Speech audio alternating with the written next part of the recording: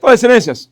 E aí, Bolsonaro deve voltar para a cadeia porque um sargento do Exército portava uma arma que era da sua titularidade? Sim ou não? O que vocês acham? Excelências, vou abordar esse assunto e muito mais. Isso aqui tomou conta aí de todos os canais e aí existem diversas pessoas que não manjam nada do assunto, não entendem nada, mas estão opinando. Porém, uma coisa é impressionante, né? Olha só, se o governo tivesse regulamentado as armas quando teve oportunidade, hoje o próprio presidente Bolsonaro não estava passando por situação como essa. Tá lá. 3723, cadê a aprovação? Bom, vão dizer o quê? Vão dizer que eu estou errado, né? Mas tem nada aprovado. Continuando, vocês acham que isso é o bastante para revogar a prisão domiciliar? Claro que não. Vou debater sobre o assunto também. E outro ponto importante. Vamos esquecer que essa arma é do presidente Bolsonaro. Se é minha, é sua, é de alguém aqui, é da Amanda. Ela cometeu algum crime? Dá para atribuir a ela algum tipo de crime? E aí, Moraes diz que quem conduz uma investigação é o juiz e não o investigado. Frase dura, e falou isso aí com o Flávio Bolsonaro. Qual a repercussão disso? Por que o Moraes falou isso? Galera, o TSE está muito preocupado com a disputa por criminosos inseridos no sistema eleitoral. O cara que está bancado pelo tráfico, que tem o apoio do tráfico, apoio de facções criminosas, e esses caras querem disputar as eleições. Como barrar? Pergunto, alguém te acusa de tráfico de droga ou te acusa de pertencer a facção criminosa sem qualquer prova? É o bastante para tirar a candidatura? Não é isso que o Estado Democrático de Direita diz, né? Para finalizar, 33,5 milhões de reais no cartão de crédito. Quem já gastou esse valor esse ano, somando todos os cartões? Desafio aí todos os grandes empresários. 33 milhões a gente está, na verdade foi de fevereiro até aqui. A gente está agora início de junho, então fevereiro, março, abril, maio, vamos colocar junho, uns 5 meses. 33 mil reais, pouco mais de 10 milhões de reais. Por mês, quem gasta isso? Você gasta? Eu, tomara que eu gaste isso em toda a minha vida, né? Se esses assuntos te interessam, vou falar sobre isso aqui e muito mais. Aproveita, segue o nosso canal aí, aqui é um lugar onde a gente fala sobre armas, um pouco de política. E se você tem uma arma, quer ter, fez bobagem, aqui é o lugar certo, se inscreve no canal para sempre estar atualizado. Vou começar com a arma de Bolsonaro e a tentativa de criar um escândalo. O sargento do GSI foi preso em uma blitz da Polícia Militar lá do Distrito Federal. Ele portava uma 9mm do presidente Bolsonaro, disse que a arma estava com defeito e que ele estava levando para arrumar, depois devolveria ao acervo. E aí criaram-se aí uma série de coisas, já emendando aqui o próximo tema, se é motivo para acabar com a prisão domiciliar do Bolsonaro ou não. No primeiro momento, não é, tá? Por que não é? Existiu determinação do ministro Alexandre de Moraes ou de qualquer outro ministro da Suprema Corte ou do TSE para que ele entregasse todas as armas? Começa por aí.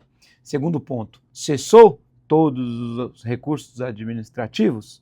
Terceiro ponto, em algum momento foi proibido que o ex-presidente tivesse armas de fogo? Galera, se eu não fui obrigado a fazer algo, eu não tenho que fazer. Eu só sou obrigado a cumprir o que a lei determina ou uma decisão judicial.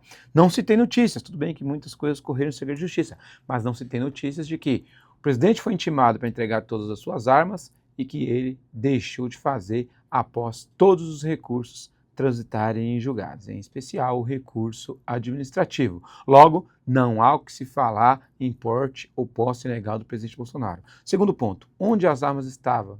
Dentro do gabinete. Será que não era o local de guarda de acervo? Terceiro ponto, Bolsonaro sabia do transporte dessa arma? Se ele deixou a arma no local que era o guarda de acervo e alguém pegou e transportou, ainda que a pessoa tivesse acesso, mas era um membro da sua segurança, não caracteriza ali porte ilegal de arma do presidente Bolsonaro. Um outro, nem estava portando sequer, né? Um outro ponto, omissão de cautela. Excelências, a arma estava com o segurança dele. Se o segurança dele, sargento do GSI, teve acesso à arma e pegou, não entendo que isso é omissão de cautela.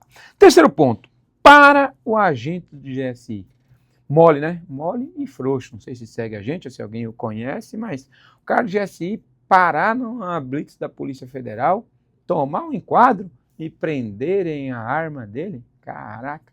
Moral zero, né? Tudo bem. Não existe hierarquia entre polícias e forças armadas. Mas, irmão, o cara em trabalho, pô, revistar o carro, achar a arma, no mínimo me parece estranho. O que vocês acham? Tem coisa aí, não tem? Ou o sargento, com o devido respeito, era um mole. Esse sim, ele pode responder por porte ilegal de arma de fogo. Como assim? Você está condenando o sargento? Veja só, não sou eu que fiz a lei, irmão. Estou aqui dizendo como está lá. A arma de fogo é pessoal e intransferível. Se o Bolsonaro não tinha condição de levar essa arma para consertar, ele também não tem condição de usar essa arma nesse momento. E não era um terceiro que podia se apropriar dessa arma e andar, se dirigir com ela a algum ponto. Entendo que, nesse sentido, ao sargento do GSI, existe sim o crime de porte ilegal de arma de fogo. Concordam comigo? Sim, não? Vocês não vão concordar, eles vão puxar o saco e dizer que está tudo certo e que a mídia está criando terror. Mas do que a gente tem, isso é a verdade, isso é o que está na lei. E ponto aqui importante, olha só. Alexandre de Moraes negou pedidos apresentados pela defesa do senador Flávio Bolsonaro e afirmou que o investigado não dita o rumo do inquérito. Quem indica é o juízo. A frase dele, via de regra, está certo. Mas tem um problema, né, galera? Hoje no Brasil, especialmente em determinados processos, quando trata-se ainda de processos políticos, a discussão é o momento processual da coisa. Quando fazer, a forma que vai fazer e o prejuízo que isso vai fazer.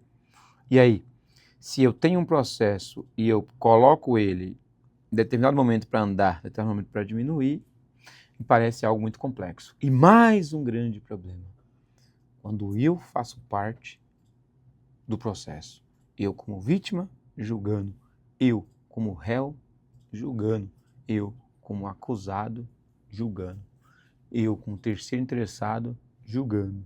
Aí você tem o princípio básico do direito, que é a questão da ampla defesa, contraditório e a questão do juiz. Ele tem que ser inerte e imparcial.